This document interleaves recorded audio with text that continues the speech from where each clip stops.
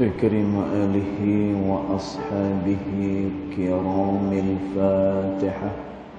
أعوذ بالله من الشيطان الرجيم. بسم الله الرحمن الرحيم. الحمد لله رب العالمين الرحمن الرحيم مالك يوم الدين. إياك نعبد وإياك نستعين. اهدنا الصراط المستقيم صراط الذين أنعمت عليهم غير المغضوب عليهم ولا الضالين آمين. السلام عليكم ورحمة الله وبركاته. الحمد لله والصلاة والسلام على رسول الله سيدنا محمد بن عبد الله وعلى آله وصحبه ومن والاه. أشهد ونشهد أن لا إله إلا الله وأشهد أن محمدا عبده ورسوله. اللهم فصل وسلم على سيدنا محمد عبدك ورسولك النبي الأمي وعلى آله وصحبه وبارك وسلم. ثم أقول رب اشرح لي صدري ويسر لي أمري واحلل عقدة من لساني يفقه قولي أما بعد. قال الله سبحانه وتعالى في تنزيله لقد كان لكم في رسول الله أسوة حسنة صدق الله العظيم. ربي أدخلني مدخل صدق وأخرجني مخرج صدق واجعل لي من لدنك سلطانا نصيرا. إلهي أنت مقصودي ورضاك مطلوبي فأعطني محبتك ومغرفتك يا أرحم الراحمين. Alhamdulillah, yang pertama-tamanya kita merafakkan kesyukuran kehadirat Allah Subhanahu wa taala yang mana dengan limpah kurnianya, dengan rahmatnya, alhamdulillah, pada malam ni kita masih lagi dapat bersama-sama di dalam rumah Allah Subhanahu wa taala ini. Mudah-mudahan salat yang kita dirikan, zikir yang kita lafazkan dan juga doa yang kita panjatkan ianya akan diterima pada sisi Allah Subhanahu wa taala. Allahumma amin. Tuan-tuan dan puan dirahmati Allah sekalian, kita sambung lagi pembacaan kitab Adab Sulukil Murid yang dikarang oleh Al-Imam Al-Habib Abdullah bin Alawi Al-Haddad rahimahullahu ta'ala pada ibarat yang berikutnya. Dia kata Bismillahirrahmanirrahim. Qala muallif rahimahullahu ta'ala wa nafa'ana bi'ulumihi fid daraini amin. Dia kata waliyahtariz minal kalamil fahishi. Dia kata dan hendaklah dia menjaga daripada bercakap perkara-perkara yang fahish, iaitulah perkara-perkara yang buruk. Tuan-tuan puan-puan dirahmati Allah sekalian, kita masih lagi membincangkan soal berkenaan dengan seseorang hendaklah dia menjaga lisan dia. Tuan-tuan, ini adalah salah satu daripada adab seseorang bila mana dia nak mendekatkan dirinya kepada Allah Subhanahu wa ta'ala.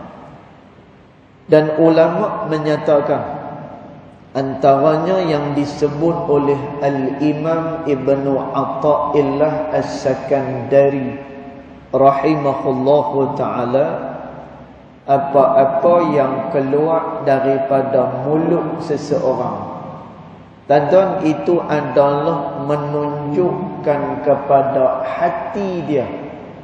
Tuan-tuan, maknanya kalau hati dia elok, maka percakapan-percakapan yang keluar turut elok.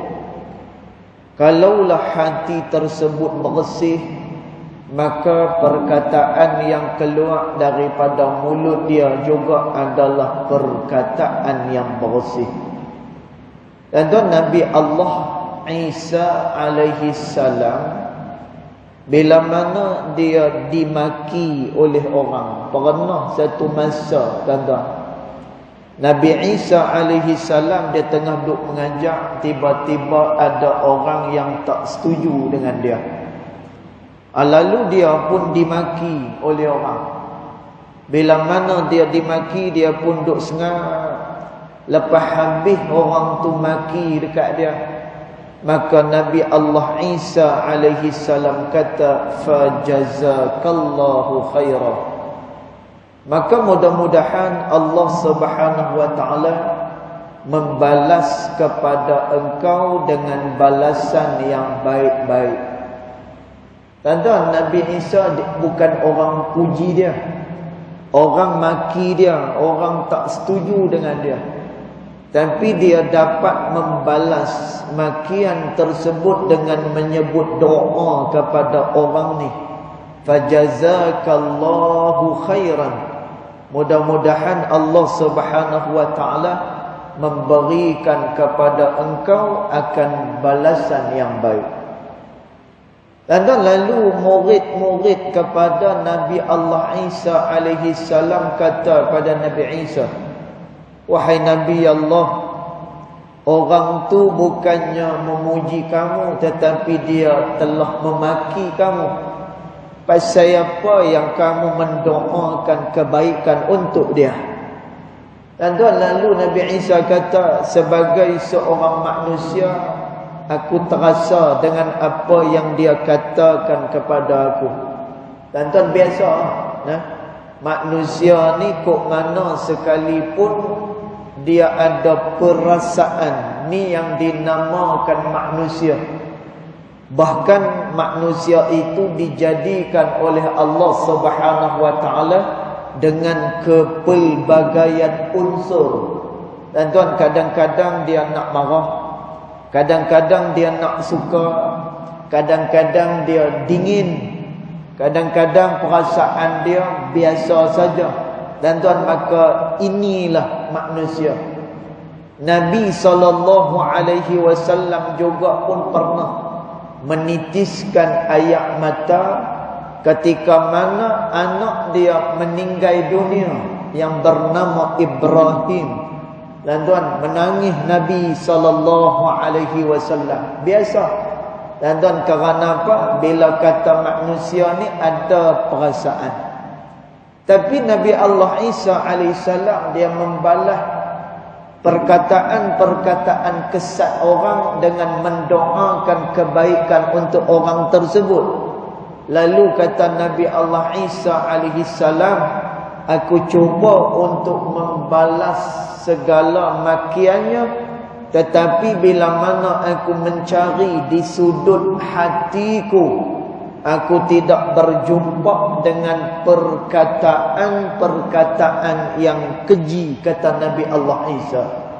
Dan kerana tu ulama kata, apa-apa yang keluar daripada mulut seseorang, ianya menunjukkan berkenaan dengan hati seseorang.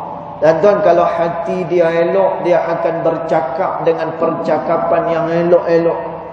Kalau hati dia diselaputi dengan dosa kepada Allah, dan dia suka bercakap benda fahish, iaitulah benda yang buruk-buruk.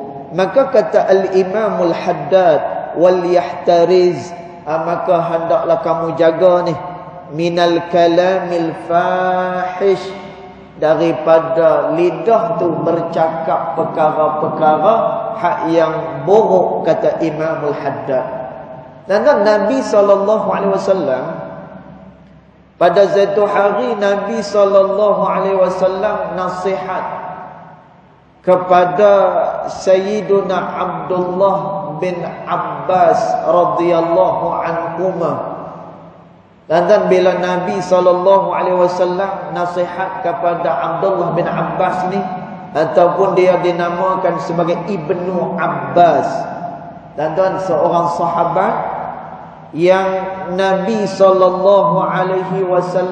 doakan kebaikan untuk dia. Dan Ibnu Abbas ni Masya Allah, dia antara kanak-kanak yang terawal menerima Islam dan iman daripada Rasulullah sallallahu alaihi wasallam. Dan bila Nabi sallallahu alaihi wasallam wafat, ketika tu umur dia baru sahaja 13 tahun. Dan tapi Masya Allah, Ibnu Abbas ni hebat. Dan hebat pasal apa? Kerana tangan Nabi sallallahu alaihi wasallam yang mulia ni, dia letakkan tangan dia, Nabi letak tangan dia atas dada Ibnu Abbas, lalu Nabi doakan Ibnu Abbas, Allahumma faqihhu fid din wa 'allimhu ta'wil. Ya Allah, berikanlah kefahaman agama kepada Ibnu Abbas dan jadikanlah dia orang yang alim mentakwil ayat-ayat Allah Subhanahu wa taala. Dan sebab itu ada tafsir yang dikarang, nama tafsir tu adalah tafsir Ibnu Abbas, yang mengumpulkan sekian banyak pendapat takwilan, tafsiran daripada Sayyiduna Abdullah bin Abbas radhiyallahu anhu. Dan jadi Nabi SAW nasihat kepada Abdullah bin Abbas ni. Kata Nabi SAW, kalaulah kamu nak menjadi orang yang mulia pada sisi Allah Subhanahu wa taala, dan engkau hendak mendapatkan segala kebaikan. Dan Nabi keluarkan lidah dia. Bila Nabi kata macam tu, Nabi kata, kalau kamu nak mulia, kalau kamu nak semua kebaikan, dan Nabi terus keluarkan lidah dia. Kemudian Nabi pegang lidah dia. Nabi kata, kuffa hadha, wahai Ibnu Abbas, kamu jaga hak yang ni. Kamu jaga hak yang ni, kamu mulia di sisi Allah, dan segala kebaikan itu adalah hak milik kamu, kata Nabi sallallahu alaihi wasallam. Dan kerana mulut ni dia mudah sangat terlibat dengan perkara-perkara yang dilarang oleh Allah Subhanahu wa taala. Kerana tu nanti pada hari mahsyar, semua anggota tubuh badan akan bercakap melainkan mulut manusia. Dan mulut ni kan digunakan untuk bercakap. Dan tapi Allah Ta'ala kata, al-yawma nakhtimu ala afwahihim wa tukallimuna aydihim. Allah Ta'ala kata, pada hari ini kami tutup akan mulut-mulut mereka, dan yang akan bercakap kepada kami tangan-tangan mereka dan juga kaki-kaki mereka terhadap apa yang telah mereka usahakan di atas muka bumi dulu. Dan pasal apa mulut dikatup pada hari akhirat esok?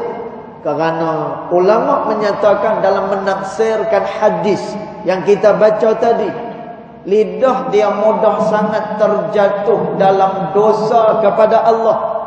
Dan kadang-kadang hak yang mengajak ni pun kadang-kadang kalau dia tak buat homework, kalau dia tak murajaah, tiba-tiba dia main baca sahaja dengan apa ni hadis yang tak betul ke, tak bertanggungjawab dengan ilmu. Kata Nabi SAW, man kadzdzaba alayya muta'ammidan falyatabawwa maq'adahu minan nar. Siapa-siapa yang berbohong di atas nama aku, kata Nabi, maka sediakanlah satu kerusi di dalam neraka Allah Subhanahu wa taala. Tuan-tuan, apa dia maksud berbohong di atas nama Nabi ni? Bila kata hak tu bukan hadis, dia kata hadis. Tuan-tuan, kadang-kadang baca hadis tak betul, kadang-kadang. Tuan-tuan, dia ada kaedah dia lah. Nah, kalau tak ingat matan hadis tetapi dia boleh bahasa Arab, tuan-tuan, dia kena tambah di akhir daripada hadis tu, au kama qala Rasulullah sallallahu alaihi wasallam. Tuan-tuan, tapi ada orang yang mungkin dia terlupa ataupun dia tersilap, yang dia kata yang ni bukan perkataannya Nabi sallallahu alaihi wasallam, ni bukan hadis Nabi. Tuan-tuan, tiba-tiba dia kata hak ni adalah hadis Nabi sallallahu alaihi wasallam. Tuan-tuan, dia termasuk dalam golongan yang disebut oleh Nabi sallallahu alaihi wasallam, falyatabawwa maq'adahu minan nar. Tuan-tuan, semua tu punca daripada mana? Dia berpunca daripada lidah manusia. Bohong daripada lidah manusia. Ghibah, dia mengumpat kepada orang. Tuan-tuan, dia mengata orang. Kemudian lidah ni bersaksi dengan saksi yang palsu. Tuan-tuan, semuanya adalah kerana daripada lidah tersebut. Maka kerana tu, kata Nabi SAW, kalau nakkan kemuliaan dan nakkan segala kebaikan ni boleh kat kita, kuffa hadha, kata Nabi, maka jagalah lidah tersebut baik-baik. Maka kata Imam Al-Haddad, dalam nak mendekatkan diri pada Allah, wal yahtariz minal kalamil fahish, maka jagalah kalam kita daripada perkataan-perkataan yang buruk, dia kata.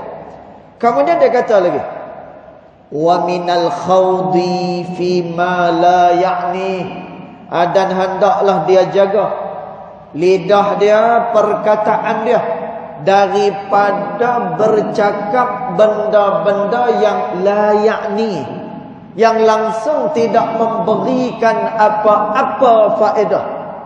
Tuan-tuan, Nabi SAW dia kata, lastu min dadin, kata Nabi, aku tidak diciptakan oleh Allah untuk perkara-perkara yang sia-sia, kata Nabi.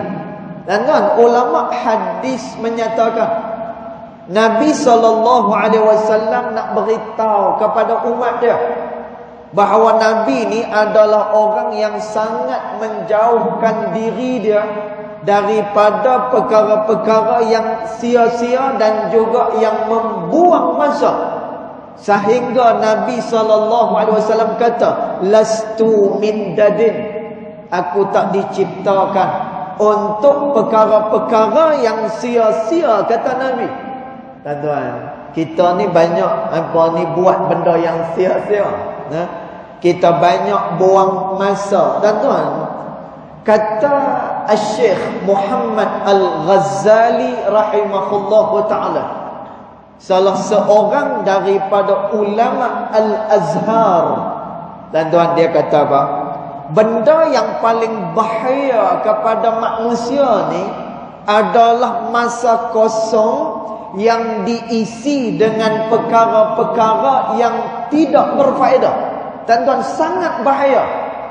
Tuan-tuan, dia bahaya kerana apa? Kata Syekh Muhammad Al-Ghazali, orang yang suka kepada masa kosong ni, dia suka rehat-rehat. Tuan-tuan, lama kelamaan potensi dia akan menurun. Ni satu kebaikan. Potensi diri dia akan menurun. Tak elok. Orang yang banyak rehat ni, kalau dia ada kebolehan, kalaulah dia ada bakat, tuan-tuan, tapi dia duduk sengarap dia, banyak rehat, tuan-tuan, lama kelamaan, kata ulama, bakat dia dan juga segala apa yang ada pada dia akan menurun tahap kecemerlangan dia. Dan ni kata Syekh Muhammad Al-Ghazali. Itu yang pertama.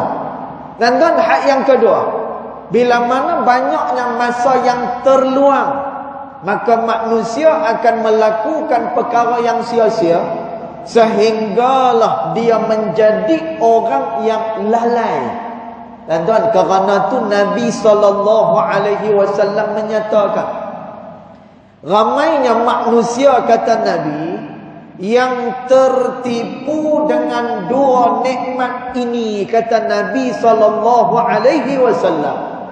Dan tuan, apa dia dua nikmat ni? Manusia selalu sangat tertipu dengan dia. Dan tuan, yang pertama sekali, lapang waktu. Dan tuan, dia pantang lapang waktu. Dan tuan, pantang dia ada masa kosong. Dan tuan, dia nak berehat-rehat, dia nak relax-relax. Dan tuan, maka kata Syekh Muhammad Al-Ghazali, maka orang ni dia telah pun tertipu dengan nikmat lapangnya masa. Dan tuan, pasal apa? Kerana orang ni melakukan perkara yang sia-sia, yang tidak ada manfaatnya. Kerana tu Nabi SAW memperingatkan, aku ni, kata Nabi, yang menjadi Nabi kepada kamu, lastu min dadin. Aku tidak dicipta untuk perkara-perkara yang sia-sia, kata Nabi SAW. Dan tuan, maka kerana tu seluruh daripada masa kita, kita cuba untuk memenuhkan masa tersebut dengan perkara-perkara yang berfaedah. Dan tuan, tentang masa ni, Allah Subhanahu Wa Taala secara jelas dia sebut daripada satu surah yang nama surah ni pun adalah surah masa. Dan kata Allah Subhanahu Wa Taala, wal asri, dan demi waktu asar, kata Allah. Dan sebahagian daripada mufassir, sebahagian daripada ahlu tafsir menyatakan wal asri adalah demi waktu asar. Dan pasal apa disebut waktu asar ni? Kerana waktu asar ni adalah waktu bermula perubahan waktu daripada siang nak pi kepada waktu malam. Dan sebab itu masa kita dikira tenggelam matahari pada waktu asar. Tapi kalau nak ikut kalender orang putih, pukul 12 malam sat lagi barulah dikira pada hari yang berikutnya. Dan tapi kita, bagi kita orang Islam tak. Dia dikira ketika mana tenggelam matahari pada waktu asar. Dan bermulalah pada hari yang baru, dan bermulalah perubahan waktu daripada siang kepada malam. Dan maknanya apa? Singkat sangat waktu yang diberi oleh Allah Subhanahu Wa Taala kepada manusia. Dan waktu kita ni singkat sangat. Dah lah singkat. Bila hari semalam dah lepas dah, dan dah lepas hari semalam, kita tak boleh ligan balik semula. Sebab itu kata Al-Imam Al-Ghazali rahimahullahu ta'ala, benda yang paling jauh ditinggalkan oleh manusia adalah hari semalam, kata Imam Ghazali. Dan betul tak? Betul. Dan walaupun hari semalam kita baru tinggal mungkin baru 23 jam. Allah 23 jam ni bukan 23 tahun, 23 jam. Dan tapi kata Imam Ghazali rahimahullahu ta'ala, dia adalah benda yang paling jauh ditinggalkan oleh manusia. Dan betul ya? Betul. Mana kita boleh cari semula hari semalam? Tak boleh. Dan walaupun hari itu dia berulang-ulang, tetapi tidak sama dengan hari yang telah pun lepas daripada kehidupan seseorang. Dia tak sama. Jadi kata Allah Subhanahu Wa Taala wal asr, demi waktu asar dan demi waktu, kata Allah. Dan lalu Allah Subhanahu wa taala kata, innal insana lafi khusr. Sesungguhnya manusia itu berada dalam keadaan rugi, kata Allah.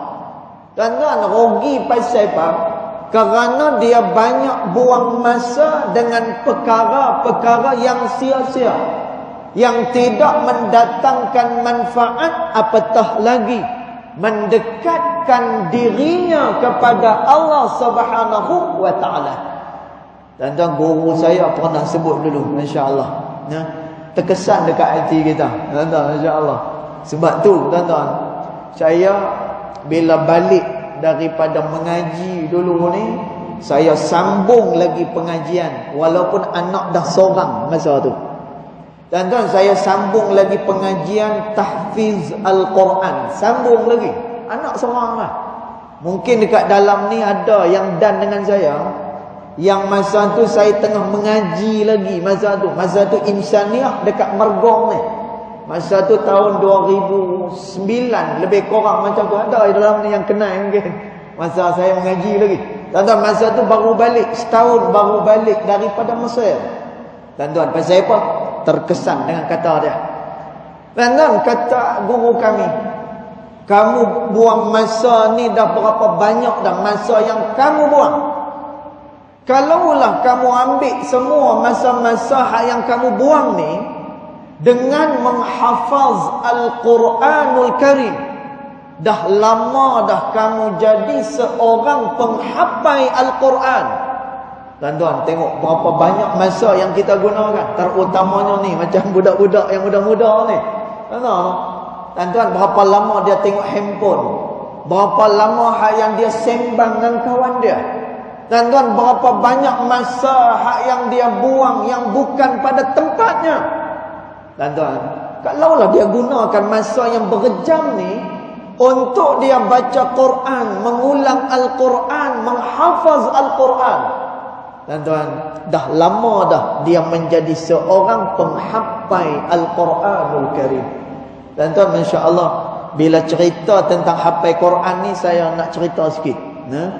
Tuan-tuan, masya-Allah, saya baru ni tengok, saya suka tengok, saya suka tengok apa ni, kalau di internet, rancangan orang-orang yang hafal Al-Quran dan hafalan dia lekat dalam kepala. Tuan-tuan, apa ni, ialah kita sendiri, saya sendirilah.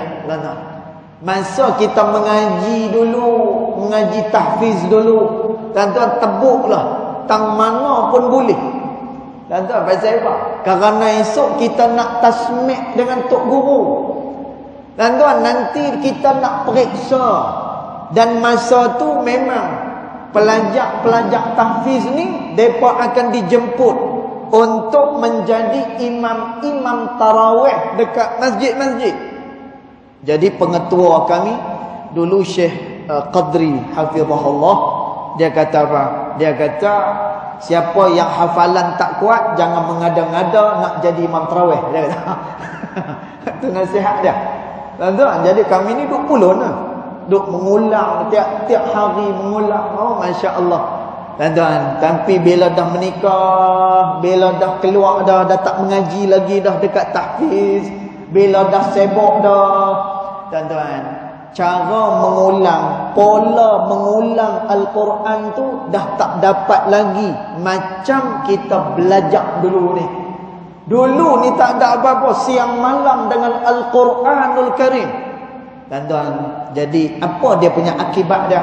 Akibat dia, ada sebahagian ayat, ada sebahagian juzuk yang kita duk berasa macam payah dan berat bagi kita. Kadang-kadang rasa macam tak pernah hafal ayat tu. Sampai tara tu. Tuan-tuan, saya nak cerita. Ni orang yang jaga masa, masya-Allah, tuan-tuan. Orang ni bila dia jaga masa, dia akan dapat manfaat yang besar. Tuan-tuan, di Indonesia ada satu pesantren yang dinamakan Kuarantin Tahfiz Al-Quran.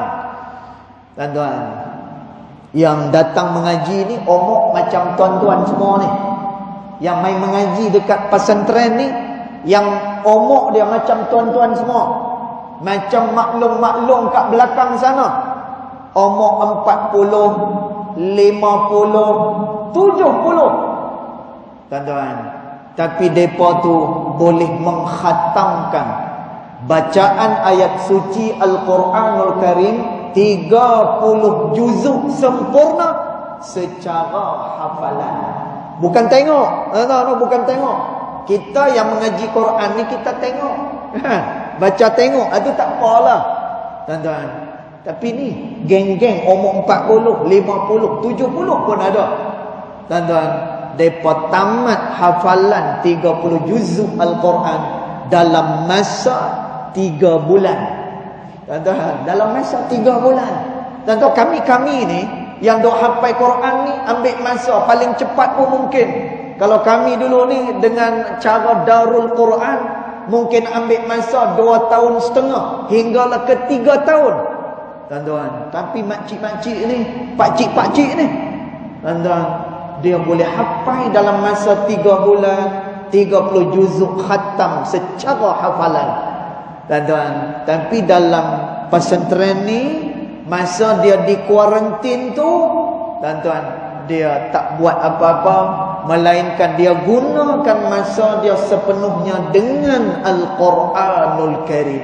Tuan-tuan, masya-Allah, orang yang jaga masa dia dan juga dia tak buang-buang masa dia. Tuan-tuan tengok, Allah telah memberi kepada mereka satu anugerah yang sangat besar, iaitu menghafal ayat-ayat Allah Subhanahu wa taala. Tuan-tuan, orang yang hafal Al-Quran ni, dia disebut sebagai hamilul Quran, orang yang menanggung Al-Quranul Karim. Tuan-tuan, ni yang disebut oleh Al-Imam An-Nawawi rahimahullahu ta'ala di dalam kitabnya At-Tibyan fi Adab Hamalatil Quran. Tuan-tuan, masya Allah, begitu besarnya nilaian orang yang menghafal Al-Quranul Karim. Jadi kata Allah Subhanahu wa ta'ala, innal insana lafi khusr, sesungguhnya manusia itu berada dalam keadaan rugi. Tuan-tuan, rugi pasal apa? Banyak dia membuang masa dia dengan perkara-perkara yang tidak mendatangkan apa-apa manfaat bagi dia. Tuan-tuan, akhirnya dia terlepas benda-benda kebaikan daripada Allah Subhanahu wa taala. Kata Al-Imam Al-Ghazali rahimahullahu taala di dalam kitab Ar-Risalah, tuan-tuan, Imam Ghazali kata, kalaulah satu-satu nikmat itu diberikan Allah kepada seseorang dan seseorang itu tidak mengambilnya dengan cepat, maka peluang itu akan diberikan kepada orang lain yang masih ramai lagi yang bermohon kepada Allah Subhanahu wa taala. Tuan-tuan, ni macam kita boleh duduk dalam kuliah ni, tuan-tuan, ada orang yang cemburu dengan kita. Tuan-tuan, ada orang yang cemburu dengan kita ni. Ada. Tuan-tuan, ada orang dia tengah bawa bas, lah ni bas dia kena jalan dah. Pukul 8.30 tak sat ni, bas dia tadi jalan. Tuan-tuan, dia bawa bas, dia lalu kat depan masjid ni. Dia kata, no, seronoklah tengok mereka tu ramai-ramai duduk kat dalam kuliah. No. Dia pun doa dengan Allah, ya Allah, satu hari nanti bolehlah agaknya aku ni duduk macam mereka ni. Tuan-tuan, kita yang ada masa, kita yang lapang masa ni tak nak duduk dekat dalam kuliah ni. Dan kata Imam Ghazali rahimahullahu ta'ala, ketika mana engkau diberikan nikmat oleh Allah dan engkau tidak mengambilnya dengan segera, maka nikmat tu akan diberikan pada orang yang ramai lagi minta dengan Allah kebaikan daripada sisi dia. Tuan-tuan, kerana tu kita gunakan nikmat dan masa yang ada ni untuk perkara-perkara kebaikan. Kerana tu kata Imam Al-Haddad, wa minal khawdi fima la ya'ni, dan kamu kena tinggalkan, jaga-jaga supaya lidah itu dia tidak jatuh ke dalam perkara-perkara yang tidak berguna, yang tidak memberikan manfaat.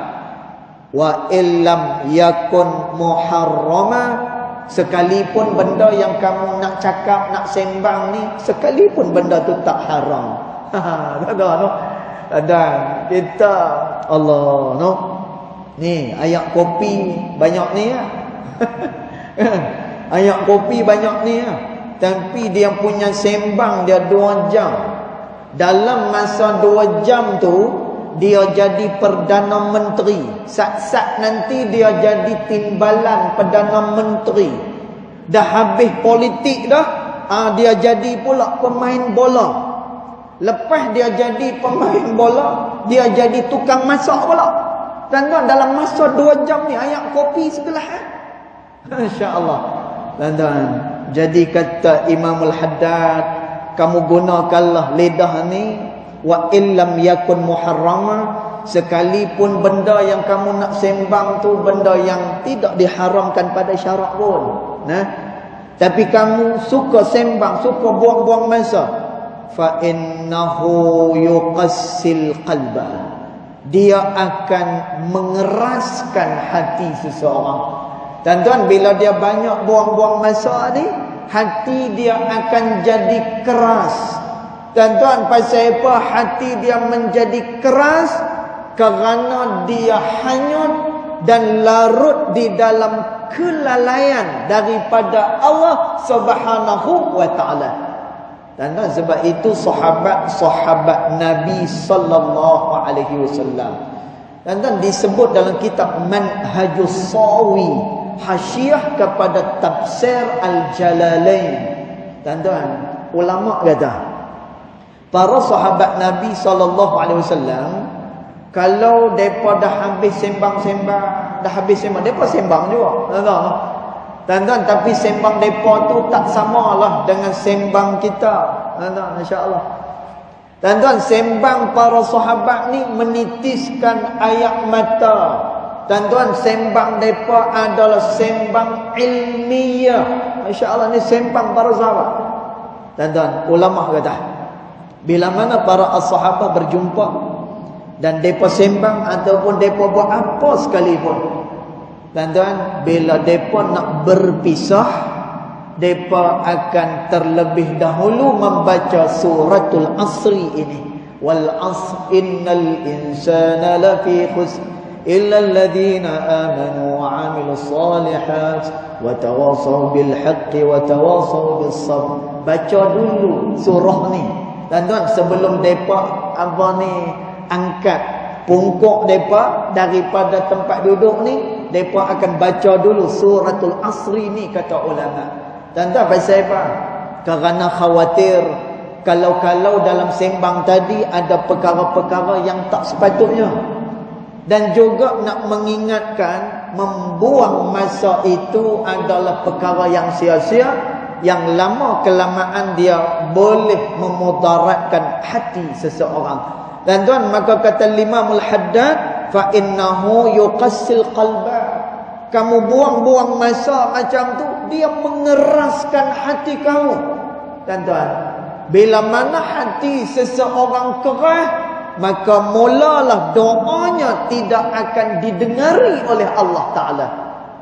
Kerana itu kata Nabi SAW, innallaha la yaqbilud du'a, sesungguhnya Allah Ta'ala tidak menerima doa min qalbin ghafil, daripada hati yang hanyut, daripada hati yang lalai mengingati Allah Subhanahu wa taala. Atau kama qala Rasulullah sallallahu alaihi wasallam. Baik.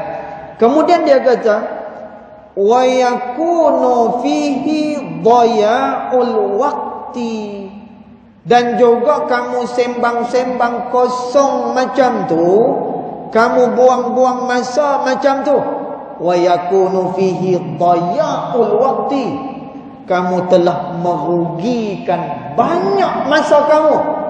Tuan-tuan, nanti manusia bila mana dia berdiri di hadapan Allah, tuan-tuan, no? Manusia ni, ya Allah, ya Allah, Benda ni biasa berlaku kat kita. Nah, Nabi SAW kata apa? Nabi kata, orang sihat dia tidak menghargai sihat, melainkan setelah dia sakit barulah dia teringat pada sihat dia. Tuan-tuan, orang yang hidup dia tak ingat kepada peluang hidup, melainkan kata Nabi, bila mana dia mati barulah dia teringat pada kehidupan dia. Tuan-tuan, orang ni bila mana dia berdiri dekat depan Allah, tuan-tuan, dia tengok amalan dia sikit, dia tengok dia ni ada potensi dimasukkan ke dalam neraka Allah, tuan-tuan. Lalu dia pun minta dengan Allah sedikit lagi masa, dan sedikit masa ni dia nak gunakan beribadat pada Allah. Tuan-tuan, Allah Ta'ala kata apa? Awalam nu'ammirkum, tidakkah kami dah berikan kepada kamu umur yang mencukupi, kata Allah Subhanahu wa Ta'ala. Tuan-tuan, Allah dah beri kita masa. Allah Subhanahu wa Ta'ala telah mendatangkan Rasulnya. Allah telah mendatangkan para alim ulama'nya. Allah telah mendatangkan para asatizahnya. Tuan-tuan, tujuannya untuk apa? Memberi peringatan kepada manusia. Yang ni boleh, hak ni tak boleh. Tuan-tuan, tapi kerana lalai tadi ni, dia minta sikit lagi masa. Dia nak buat apa? Dia nak amal saleh. Lalu Allah Ta'ala kata, awalam nu'ammirkum, bukankah aku dah beri pada kamu umur yang mencukupi? Lalu Allah Ta'ala kata, hiya kalimatun qailuha, pada hari ini permintaan yang kamu minta ni kamu boleh minta, tetapi aku tidak laksanakan, kata Allah. Tuan-tuan, begitu apa ni sempitnya, pendeknya waktu yang Allah Subhanahu wa Ta'ala berikan kepada kita manusia. Maka kata Imam Al-Haddad, kamu buang-buang masa ni, wa yakunu fihi daya'ul waqti, dia akan menyebabkan kamu kehilangan banyak waktu, kata Imam Al-Haddad. Tuan-tuan, kerana tu Sayyidina Abdullah bin Abbas radhiyallahu anhuma dia pesan ini dia berikan kepada orang muda. Kata Sayyidina Abdullah bin Abbas, siapa-siapa yang nakkan kemuliaan dunia, waktunya adalah waktu muda. Siapa-siapa yang nak mendapatkan ilmu, maka waktunya adalah pada waktu muda, kata Abdullah bin Abbas radhiyallahu anhu. Tuan-tuan, pasal apa? Kerana orang yang masih lagi muda ni dia kuat. Tuan-tuan, orang yang muda ni dia masih lagi tajam dia punya pemikiran dia. Tuan-tuan, dia masih lagi boleh buat, dia punya cita-cita dia besar. Tuan-tuan, sebab itu dunia ni boleh didapatkan bagi orang muda. Ilmu boleh didapatkan kepada orang muda. Tuan-tuan, tapi orang muda yang macam mana? Yang dia beringat dengan masa yang diberikan oleh Allah Subhanahu wa Ta'ala. Tuan-tuan, tapi kalau dia tak beringat, dia menyesal macam tu saja. Tuan-tuan, dia akan menyesal nanti. Bila dah sampai umur dia tua, dia tengok orang hafal Quran, dia tengok orang tu berjaya, kawan dia berjaya, hak ni berjaya, dia kata apa? Dia kata, kalaulah dulu. Tuan-tuan tengok, kalaulah dulu. Kata Nabi SAW, fa inna law minasyaitan, berkalau-kalau ni ianya adalah daripada syaitan, kata Nabi. Tuan-tuan, pasal apa? Kerana dia duk rasa menyesal. Kalaulah, dia kata, kalau apa? Tuan-tuan, masa tu dah habis dah. Akhirnya dia pun kehilangan waktu tersebut. Kemudian dia kata lagi, bal yambaghi lil muridi, bahkan hendaklah seseorang murid itu. Tuan-tuan, murid ni siapa dia? Iaitulah orang-orang yang berjalan pada jalan Allah.